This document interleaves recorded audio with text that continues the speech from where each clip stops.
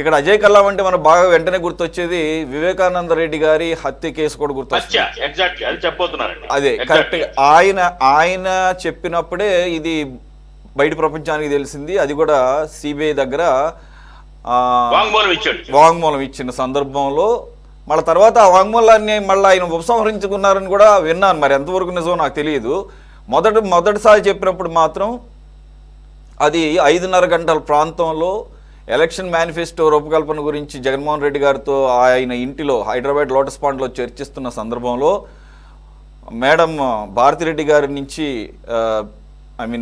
రమ్మంటున్నారు పైకి, ఒక విషయం మీద ఫోన్ కాల్ వచ్చిందని అంటే దాని పైకి వెళ్ళారని, కిందకు వచ్చిన తర్వాత బాబాయ్ నో మోర్ అని చెప్పేసి జగన్మోహన్ రెడ్డి గారు చెప్పారని, అది కరెక్ట్గా టైం తెల్లవారుజామున 5:30 గంటలు అని చెప్పేసి. సో ఎప్పుడైతే బాహ్య ప్రపంచానికి లేకపోతే మొదటిగా గుండెపోటని, తర్వాత 7 గంటలుగా ప్రాంతంలో సాక్షిలో రావటం, తర్వాత విజయసాయిరెడ్డి గారు, ఇవన్నీ మనకు తెలిసిందే. మరి 1:30 ముందే ఆయనకి తెలిసింది అని అంటే ఖచ్చితంగా అక్కడి నుంచి దగ్గర ఆ బాడీ దగ్గర ఉన్న వాళ్ళు ఎవరు ఫోన్ చేసి ఉంటారు. రెండు వారి సొంత ఇలాకా కాబట్టి పూర్తి డీటెయిల్స్ జగన్మోహన్ రెడ్డి గారికి తెలిసే ఉంటుంది ఖచ్చితంగా. అది కనీస బాధ్యతగా సిబిఐ జగన్మోహన్ రెడ్డి గారిని అలాగే భారతిరెడ్డి గారిని ముందు ఆవిడికి వచ్చింది కాబట్టి ఫోన్ కాల్, వారిని విచారించాల్సిన అవసరం ఉంది, వారి పాత్ర ఇవన్నీ పక్కన పెడితే అని చెప్పేసి దర్యాప్తు సంస్థని కాళ్ళ వేళ్ళ పట్టుకొని బతిమాలి కోర్టుల చుట్టూ తిరిగినా ఆవిడ కోరిక మాత్రం ఈ రోజుకి కూడా నెరవేరలేదు. కోర్టులు కూడా చివరికి ఏం తెలిసినాయి అంటే అది పెద్ద పట్టించుకోవాల్సిన అవసరం లేదు, బంధుమిత్రులకై ఫోన్స్ రావడం అనేది సహజం అని చెప్పేసి. ఎవరికి తెలియదు, ఆ మాత్రం మనకు తెలియదా? న్యాయస్థానాలకు నేనేమన్నా time of the call and the details you have taken through that call.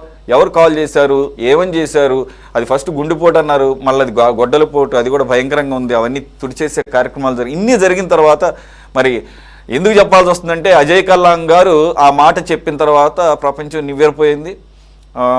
కాబట్టి ఆయన పేరు గుర్తురాగానే దీనికన్నా ముఖ్యంగా ఇది కొత్తగా కనపడుతున్న కేసు, మనందరికీ ఆ డీటెయిల్స్ అన్ని గుర్తుకు వస్తాయి. శ్రీకాంత్ గారు ఏమైనా యాడ్ చేద్దాం ఉన్నారా? వెంటనే మీరు త్వరగా వెళ్ళిపోవాలి కాబట్టి మీరిద్దరు టీడీపీ వైసీపీకి నేను రెండో టాపిక్ లో కూడా మీతో మీ అభిప్రాయాలు తీసుకోవాలన్న ఆలోచనతో ఉన్నాను.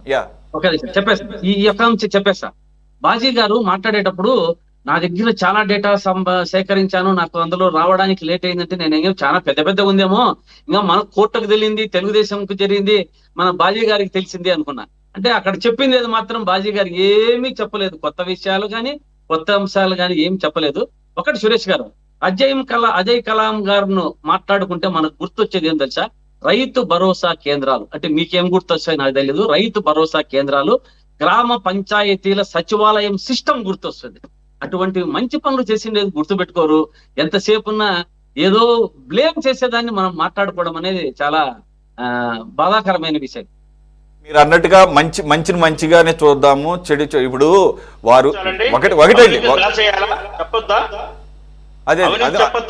అదే చెప్తున్నా, అదే అంటున్నాను. నేనేమంటున్నానంటే రెండోది ఏంటంటే వారి ఉద్యోగ ధర్మం అది. He is a civil servant. After all you have taken that service to serve the people only. అది ఎవరు పడితే వాళ్ళు సంపాదించగలిగే ఉద్యోగాలు కాదు. అలాగే ఆ రకమైనటువంటి మైండ్ సెట్ కూడా ఉంటేనే దాంట్లోకి వెళ్ళగలరు. కాబట్టి వారు చేసే మంచి పనులను ఖచ్చితంగా పొందుతాం. కానీ వాళ్ళు ఉద్యోగ ధర్మం రెండు, అటువంటి వాళ్ళు మేము చేసాం కదా అని చెప్పేసి మిగిలిన ఏమన్నా తప్పులు చేస్తేనో పొరపాట్లు చేస్తేనో వాటిని ప్రశ్నించకుండా ఉండలేం కదండి. కాబట్టి ఇది సహజమైనటువంటి ధోరణి.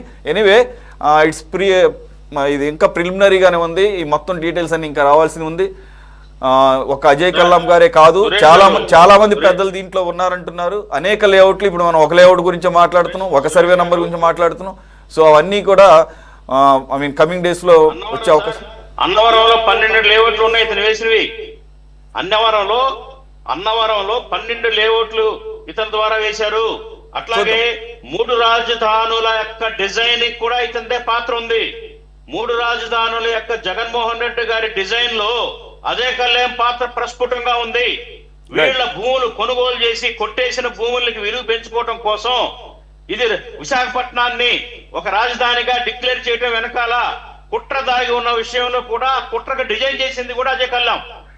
రైట్, చూద్దాం. ఇట్లాంటి చాలా చేశాడు. అతని ద్వారా చాలా సమాచారం సేకరించవచ్చు అజయ్ కళ్యాణ్ విచారిస్తే. రైట్. ఒకటా రెండా మొత్తం నేను చెప్పా కదా ఇందా, ఆయన జగన్మోహన్ రెడ్డి గారి యొక్క ప్రాణం చిలకలో ఉన్నట్టు ఆ చిలక అజయ్ కళ్యాణ్. రైట్, కాబట్టి ఆ చూద్దాం. చిలకని కరెక్ట్ గా చిరిగితే అన్ని విషయాలు బయటకు వస్తాయి. ఓకే.